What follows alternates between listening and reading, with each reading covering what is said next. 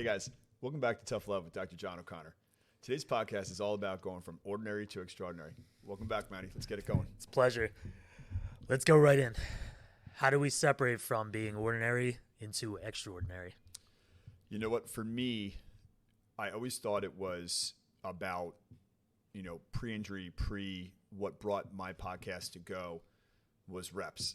And what I realized when I really hit the rock bottom and had to kind of rebuild myself and rebuild my vision and evolve, it was consistency in the small things. And for me, in the injury management, the mindset, rebuilding myself, escaping, or getting away from fear, I realized that as I listened to people that I've never met, but I almost consider them mentors, it was about being consistent every single day, where some people are good 2 days a week. Some people are good 3 days a week. For me, I literally try to break it down to minutes, and it's an everyday thing. And I'll see people scoff at me and say, well, that's fun. A patient had said that to me. Well, that's fun. That's how you wake up. And I laughed and I said, it is, because I know I'm setting myself up for success. Right.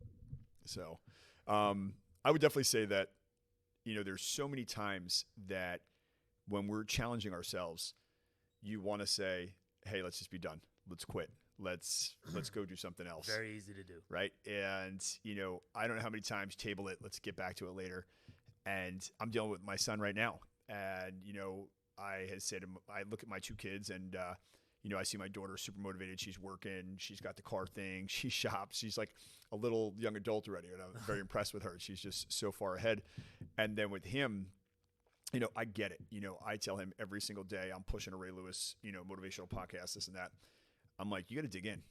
And I had said, I was like, with the innovation of this podcast and my fitness journey and, part of it started rehab. And then now I'm kind of back to doc and I'm back to grinding, is I share with him my rituals or routines. Like, hey, I'm introducing more food, more calories. I want to get to that next fitness level.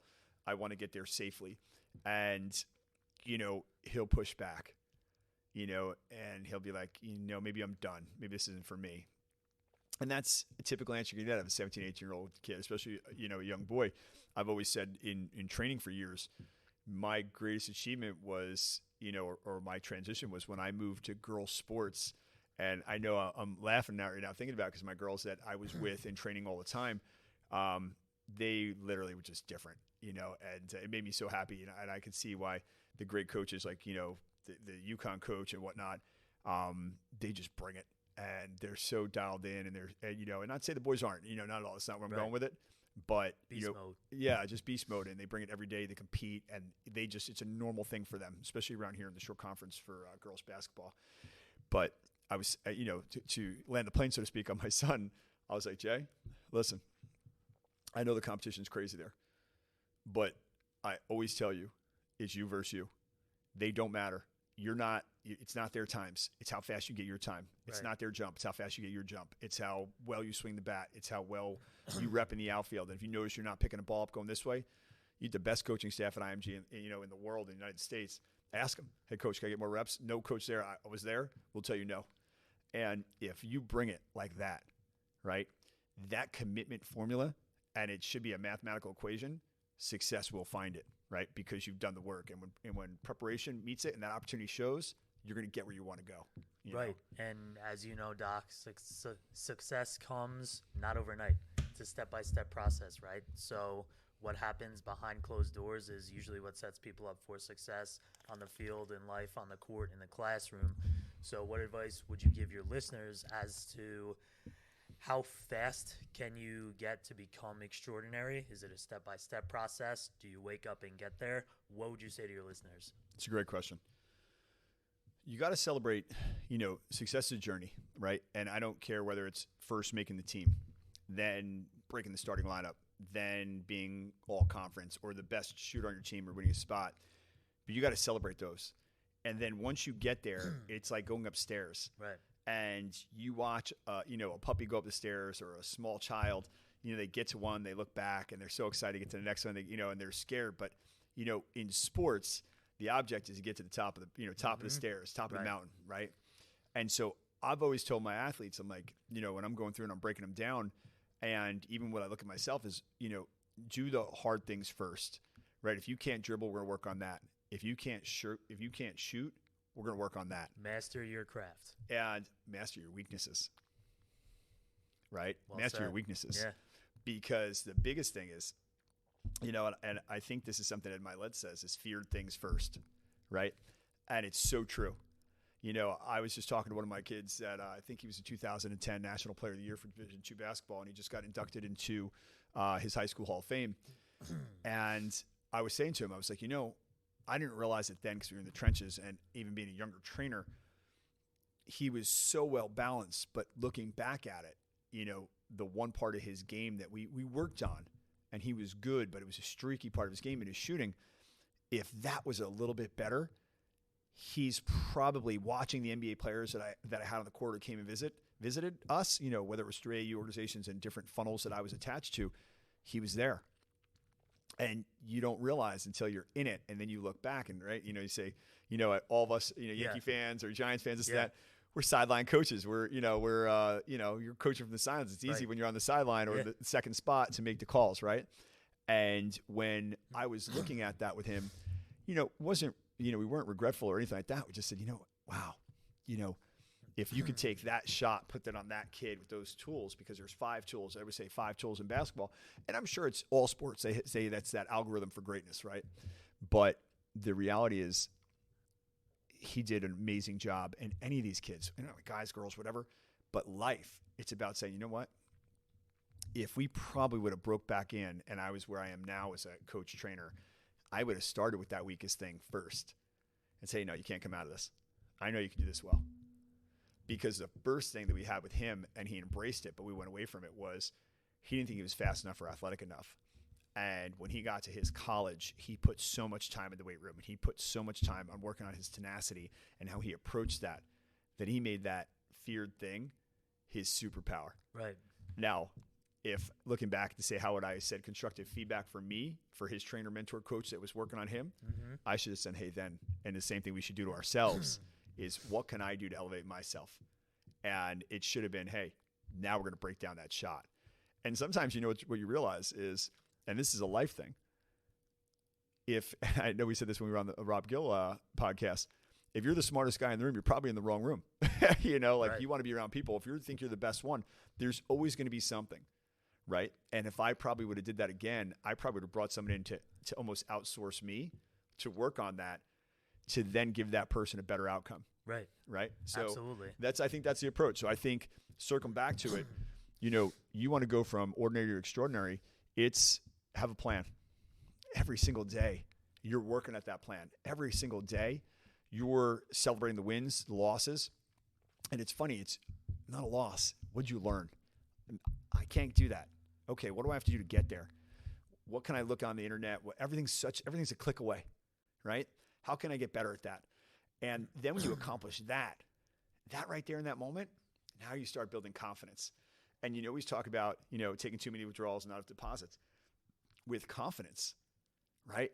You have clarity. Yeah. Because now you're not that fear, the fear's the blinders. Right. Right. And you're afraid to, you're afraid to throw the ball. You're afraid to, it's a lefty on lefty, whatever it is, you're afraid to take the shot. You're afraid to go against the press. You can apply that to business. You're afraid to ask the boss for a raise. You're afraid to communicate with your coworker. Yeah. Once we get past that because of confidence, because you tried it, feared things first, now all of a sudden you're like, oh, wow. Because most times it's in your head. It didn't even really exist. I mean, don't get me wrong. I've had my share of people that I've interacted with, and God knows over the years, I've definitely evolved as a person, a communicator, especially as a leader. I realized during COVID, when we had kind of reset the business and, we opened up all these locations coming out of COVID or reopened, I realized I had to be a better communicator and I had to be a better listener. So for me, if that was my little things that got me there, now when I walk into a room, and we have meetings coming this week and we're booked solid, I said, you know what the first thing I want to do? I want to greet, I want to show them the space, and then I just want to listen. And I absorb what they're saying. I want to process it. I want to show them that I'm thoroughly, into that. And then I want to respond. And we're know right there if it's for us or not. So I think anything, whether it's sports, business, academic, personal, we have to just, you celebrate the small things, work on the weaknesses, attack the weaknesses first. Anything that scares you, put it on top of your list. Yeah. Attack that first. Yeah. Get the fears off there today. You know, I had a conversation with a very dear patient to me and a very special human to you. And it was wonderful hearing her talk about her accomplishments and the little things. And it made my heart smile because we knew the journey that's going on. And we have a wedding coming up and all these exciting things. And everything was positive. Yeah. And it made me smile because I know her journey. And literally, it was like her listening to this podcast right now and saying, do the little things. Yep. What bothers me? I was afraid of those. I'm not afraid of those anymore. Small wins. And, you know, and if there's a tweak, it's not devastating. Right after, a fitness session, get ready for that wedding dress. Right and after a workout. Get the recovery in and whatever it is, right? You apply it. And instead of looking at it as a fear or you keep, sweeping it under the carpet, go right at it. And then all of a sudden you look at it and you're like, now we're stockpiling that confidence. We're stockpiling those wins. And now we're going on a run. Yeah. And so I think for anybody, for me, that was a listening moment because when I sat down there, I think whether it's patient care, interacting with people, friends, family, coaching, I think it's so important that you got to like, hey, you know what? That's awesome. Yeah. And I think when they hear that, they feel that. That's the connection. Right. Absolutely. And that makes him go like, wow, he really cared. He got excited. He got like, how many times someone say like, there was a coach that I had the privilege of working with years ago. I think her name was Coach Steph Gately. Absolutely powerful woman, right? I mean, probably one of the strongest charismatic coaching personalities, and I've been around some amazing ones. And she came down, and somebody knew her, and she came down to speak and present to a bunch of my young ladies, and they were young. They were 4th, 5th, 6th grade, maybe a couple 8th graders, and her ability to motivate them, her anecdotal stories, and the energy she put into the caring in her words. Every one of those little kids, and there were, I don't know, it wasn't a huge campus. There was 50. I'm going to say 35, 40 of them. And I got to, that was when I was deeply immersed with the training. I was doc training all Monmouth County. Yeah. I'm going to say 60, 65, maybe 65, 75% of those girls turned out to be outstanding players in their region. Yeah. And there's no doubt in my mind when you have that importance of being an influencer and going from ordinary to extraordinary, and she was extraordinary to those young ladies, that she motivated the bulk of that room so young to be like, I can do it. Let's go. Motivated them for life. Yeah, man. And that basically rolls me into my next statement here. I feel as if a lot of people out there, they see what's in front of them, right? Whether it's watching sports or watching others be successful in life, in business, and what people don't see is what happens behind closed doors. So my next question going into this is, if you were to say the amount of effort or percentage put in to on the field, on the court, in life, and behind closed doors that build up to that extraordinary level, what number would you give your listeners? Oh, I have to tell you that's everything, right? It's everybody wants to see the finished product, right? Everybody wants to see the 5-star restaurant and the steak. No one realizes what goes into the preparation and putting it on the table, right? And, I would say, like, for me, 20s, 30s, even early 40s, I worked so hard at my craft and, in the early mornings and both sides. I mean, clinical and I always wanted to compete. And I don't know if I was articulating it was me versus me, but I think now in the older me looking back, it always was. And I would tell everybody the same thing, that if you're grinding at it, you're going at it, you need to understand one thing. When you're trying to get there, you have to understand the work that goes on. And I had a great coach in prep school, and he said the battles happen in practice. So that the great accomplishments, the victories on the field feels like cake. Right. And that's life, right? That's working hard and preparing for business. That's your meetings. That's, doing the recovery. You had aches and pains. You're making sure you're getting them down as small as possible. That's making sure you're eating, you're hydrating. That's making sure that you're setting up Monday on Friday. That makes sure that you're transitioning and turning an office over, or you're prepping anything. Right. That it's those little extras, those details, right? The greatest thing I could recommend to people is that when you really take a second and you think about the details and you break it down to the minute details, it is very hard not to be successful. But if you just think, and, and I think that's youth and immaturity, right? Like, a young athlete sees somebody says, oh, I want to do that. Well, you didn't realize that they do an hour of tee work every day. They do an hour of soft toss every day. The little things. They do an hour of video every day. And they still are doing that and grinding, and they made it there. And they're working on different coaches and different ways and different mind psyches and how to stay in that zone. So I think, great question. I think the importance of preparation, and, I was like to go to my man, Sean Casey, on that because, I think I literally have burnt that podcast into my son's head. And, it's critical path. I mean, you have to be a student of that philosophy.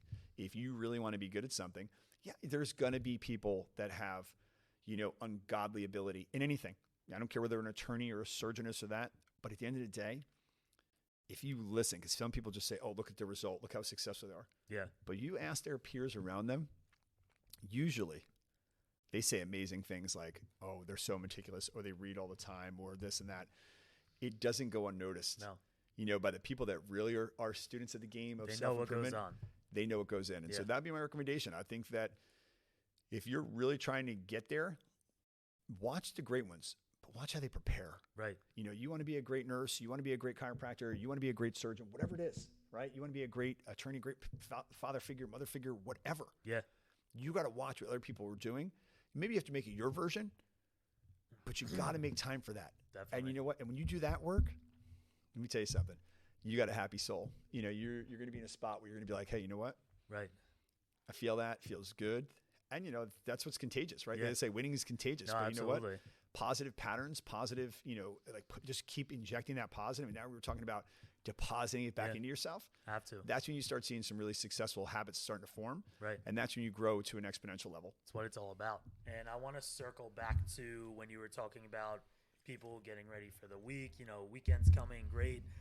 I know a lot of people right now say it, come Sunday night at a certain point, Sunday scaries, they say, going into a Monday for the week. So what would you say a Sunday scary would be, or how do you prep your week? I know me personally, the week starts on Sunday. Sunday is my Monday. And for those people that take a Sunday as, I got to get up on Monday for work, or I got to do this, do that. What advice can you give people to open up a little bit, to prep themselves to win the day, win the week, and get away from Sunday scaries? So, great question. I have forever, and obviously it's borrowed, would always say Sunday fun day. Right. And then literally, I think, if my family's listening to this, they always knew that that was my holy plus holy day, meaning that by 3 or 4 o'clock, 5 o'clock, the latest, I wanted to be at home base, and I wanted to be going over my purpose and what my vision was for the week, and get myself organized and set myself up. I mean, whether it was putting the coffee cup out or the food or whatever, because if I had to rush into Monday and stuff would happen, I know, almost 25 years now in business, it took me almost a quarter century to tell my staff, hey guys, no disrespect, if anything bad happens, unless obviously it's something that's really you need to get to me, send me an email Monday. Yeah. Okay. Yeah.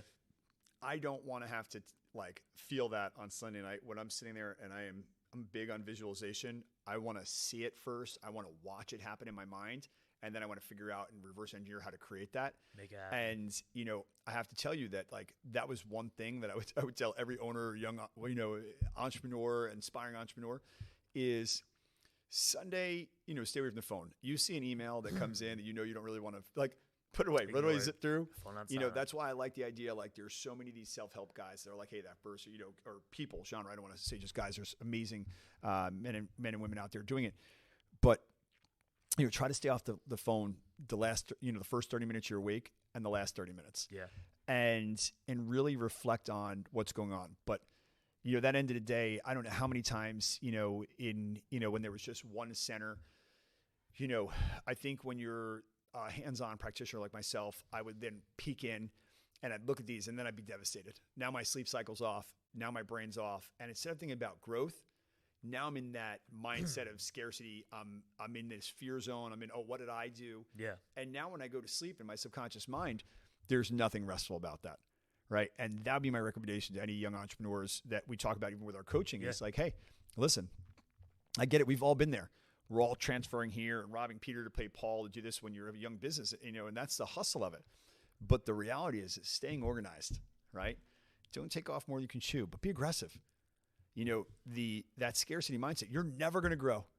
You're never going to get to that. You're never going to be a star. You're never going to be the best person on that team if you don't take a chance, right? And so when we get to that point, I think it's so important. And that's what we were talking about earlier about celebrating those small wins, because that's your streak, right? Most of us are done playing, sports in high school, some of us middle school. Only less than 1% get to make it to that highest level, college or beyond. Yeah. And I think that you have to really celebrate those little wins so that all of a sudden, when you document them like that, now you're looking at like you're the coach or you're the GM of the business of, Matt, the business of JOC. Yeah. Hey man, you know what? I put 15 things on my list today. I did all 15 things. Well, I said I'm on a 15 game winning streak. Let's make another list. And we want to keep it on rolling. To the next, yeah.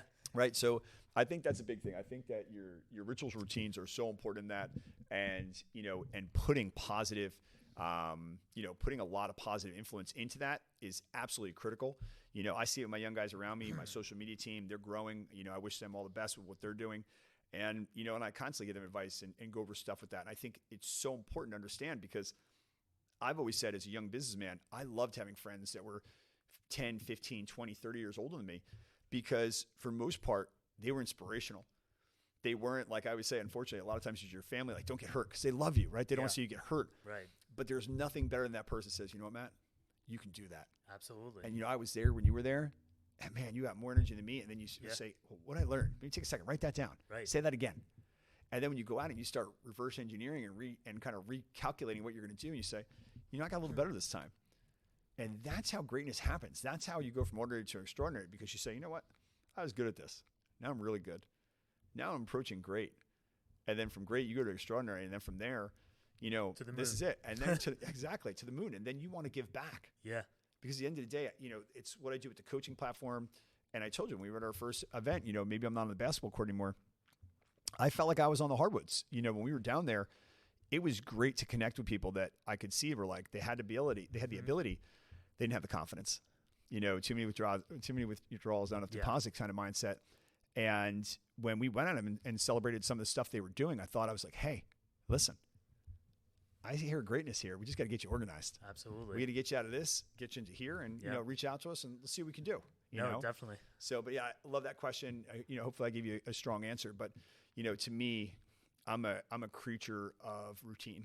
Right. And the last couple of weeks, we had amazing podcast interviews with the founder of Incrediware, as well as the iconic fitness recovery guy in Gary Reinl. And both of them not realizing, I think that, the Incrediware founder, he was amazing to say, like, they realized they're a disruptor in the pain industry. But, hearing Gary's story and then the book he wrote, they'll look back, many years after he passes and says something along the lines that, do you know a person that was an exercise physiology guy literally disproved the Rice theory? Right. Or, the Rice approach to rest, ice, compression, elevation with a device, not knowing they were doing it. And so it was, it was amazing to hear them and hearing the inspiration of them. It's like our core four. It's like, I want people to look back in a few years or, there and just be like, hey man, you know what? At first we thought it was something that was going to pass, but they've changed physical medicine. They change how occupational therapists, physical therapists, and chiropractors approach healthcare, to the point where, getting people to avoid surgery or post-surgical issues where they haven't gotten better. I heard a patient today having a conversation with a neurosurgeon, and very analytical thinker. And he had asked him, and asked a great question. He said, what's the probability of my revision? And, is it a high success or a high chance that could happen? And the neurosurgeon went right on and said, yeah, this is a high revision rate surgery. So immediately he was like panicked. He goes, I'm going to stay here. If I can play tennis all day and I got a little tingling and this and that. He goes, I'm thinking I'm going to stay in this space because you're telling me I'm going to have multiple surgeries and interruption where I can't do what I love. Yeah. The whole object of the surgery is to enjoy my life. If I got to put the brakes on my life, then why would I have the surgery if I'm doing it now? Right. So I think you can apply it to anything, Yeah. you know? So anyway, thank you for asking that great question. Absolutely. And I think that's the biggest difference from becoming ordinary to extraordinary is one, rituals and routines, what we do behind closed doors, and motivation, right? And somebody always needs that extra push. It doesn't matter, even if you say you don't, there's always an instance during the week, during the day, where you feel you're not, one, giving it your all, or two, you feel as if what you're giving isn't good enough. So I also feel, as far as motivation goes, what would you tell your listeners right now, as opposed to if they feel like they need a boost behind them or a pick-me-up, how could they go about it? So I immediately go to, I'm an alarm person. If you open my phone, it would be scary how many alarms go off. I know. So I try to set timers on the hour. Yeah. And you never know when there's going to be a patient coming in that's in miserable pain, somebody's unhappy because of pain, somebody's late, somebody's waiting. And so my alarm clock goes off at 8, 9, 10 throughout the day, and it goes off and music comes on and it says, bring your best. And so that I realize they deserve my best. I deserve my best. And when I see it, I smirk and I get a little smile in my head. Then I'm like, hey, you got this. So I might be in a wonky place at that moment. And then when I see that go off, you know, I believe his name is Brendan Burchard. It's a motivational speaker, and he's in the educational space for leadership, time management, coaching, et cetera. And he's a big timer guy. And I believe it was something that we always use in healthcare, like get up, don't sit too long, don't compress. Yeah. But he does it for mental clarity and acuity, like to stay sharp. And for me, I use it as a leadership thing that when I say bring your best, it's if I have somebody training there and that alarm goes off, I want to make sure to say, hey, you're doing a great job. And you're busy and you catch them like that, or hey, good job. Because it's so easy to get caught in that rut that you're a little hungry. You're starting to go into the woe is me mode. And now something come out that's a little bit more emotional and not from the heart. And then sometimes it's okay. I tell people, stage positivity. Some of the best coaches have staged eruptions on purpose. They get into the team, and whether it be an athletic team or a business team or, a medical team, whatever, to make them go, be concerned, and then say, and then you see everybody dial in and have this ridiculous, super focused, and everybody's got this common goal to go. And that was the point, right? That was the point, to bring everybody together. Right. And then, they take that, especially athletes. They're so used to, being rewarded for doing something right and being punished for something wrong. But I think everybody wants to be an athlete. I think everybody has an inner athlete, whether it's business or life or friendship, that competitive mindset. Yeah, everybody wants to feel that win. It feels good. It feels good to celebrate an accomplishment. It feels good to celebrate that. Yeah. So I think for me, like I said, it's like bring your best for me is my go. When that alarm goes off, it's either win the day, bring your best, enter a room and smile. It's everything. Yeah. I don't know how many times, like now I'm really trying to listen to, do a better job. And I was talking about this a few episodes ago of listening to the patients or sitting down, taking a seat next to them and asking them a question. Level 5 listening, Rob Gill. And it takes them back when you ask them like a powerful question. Yeah. And I love that connection. I think it's such a special gift that I'm so grateful for, that I can sit there and have somebody leave going, hey, you know what, Doc, thank you. The amount of hugs from that little practice over the last 6 weeks, it's like chicken soup for the soul. Yeah. It's like literally you're just feels good. Absolutely. It feels good to make someone else feel good. Yeah. And you're not doing it for any other reason other than to just be genuinely concerned and kind. No, absolutely. I think you nailed it right there. Guys, all your listeners out here, this is a very powerful podcast because it really dives deep as far as starting from the bottom, ending at the top.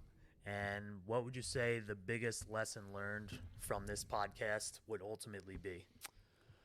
You know what? Today would definitely be one of the ones where I'd say it's like a self-help one that you want to share to people. And perspective is what you gain from being in the bottom, that dark place.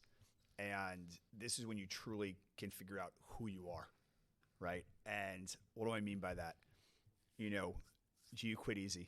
Do you doubt yourself? are you not a big personality? Do you realize that people can tend to shut you down? And when you're making it, you say, you know what? I've had enough. I can do this. I'm coming. I want more. Yeah. And it's almost like your mind is a bully against yourself. And when you take that stand that you're like, and you literally are like, stop, I'm coming. That's where we're talking about the winning streaks, where you start going, okay, you know what? I started here and I've come so much further. Now I'm here. But now it becomes contagious, and now you're addicted to that. And I think that if you can practice gratitude and be grateful for the wins, and you can keep saying, hey, this is where I want to go, that's where you get to be that extraordinary person. And that's where sharing comes. That's when you want to share to other people and inspire other people to really just grow and show them, hey, listen, I was here. Yeah. For me, I was here. I was broken. I hear people talk about anxiety, depression, medication. I'm like, yeah, I can check all those boxes. Yeah. Right. And they're like, but you're so happy. I go, that's work. That's the consistency that this podcast started on, that like, you know, consistency is greatness, It's right? the why. And I don't care. I mean, greatness, meaning getting yourself out of a hole, knowing you have a family, knowing you have friends, a patient, employees that are counting on you to go to work so they have a job. Yeah. And for me, that was such a powerful movement and shift in who I was, that I'm thankful to share that with other people. I mean, I don't know how many times, you know, I make it a point to be like, you know, guys, I was there. I know you don't realize that because you're seeing something that I'm showing you, but I think everybody has darkness in them. Of course. And I think that the better you get with sharing that and opening up and showing that vulnerability, that is probably one of the biggest leadership things that I can say, is like showing a vulnerable side to you when people see powerful or intimidating. I know in our new business, you know, I always hear these terms from one of our, you know, within the group, and I chuckle. I'm like, God, you know, I never want to be seen as like a bully or intimidator. Yeah. So I'm working so hard on that, but then I realize it might be something that's in the other person. Yeah. Right. And it's what they're perceiving. Absolutely. So, you know, and I always laugh. It made me think of a great piece out of one of Jocko Willink's books on leadership, and awesome speaker. And there was a kid, or not guy, there was a CEO in the company that was a huge guy, awesome voice. Everybody loved him. And Jocko Willink is a unit, right? But he was a little intimidated. He didn't even realize he was, right? Yeah. He wanted to posture, and he kept going at this guy when he realized the guy was a good dude. The insecurity was in him. Yeah. And then when he tabled that and he connected with that guy, Right. he realized, he's like, I'm just going to make this guy better. Yeah. And so that's why I think like these episodes and what we get to do are as much therapy for ourselves As it is as our for all your listeners. And that's why you want to get it out there. It's like, I don't know how many times where I felt myself getting into somebody, being Doc back in the day, where I was like, you know what? I look back at it, I'm like, the guy was better. Yeah. And now I turn it as like, celebrate that. Hey man, you know what? When I walked away today, you made me want to walk away and work on my stuff to be better. Right. Thank you. Don't look at it as something that's taken away. Look at it as something, you just lit my fire. Yeah. Right. And I want to be better. Absolutely. So that was good stuff right there, brother. That was That's a some super energy. powerful message. And, you know, it's always a pleasure. You know, this hit home for me too. Very, very powerful. And guys, tune in. I mean, you're really missing out. But it was an amazing podcast today. Awesome. Good stuff. Well, guys, thank you so much for joining us today on Tough Love. Follow us on our Instagram handle, which is Dr. John O'Connor. This podcast will be broadcasted on all of our platforms, so we're so looking forward to it. Our greatest gift you can give us, and we'd be so grateful, is to share this to as many people as you can and get the message out there. We'll see you next week. Thank you so much.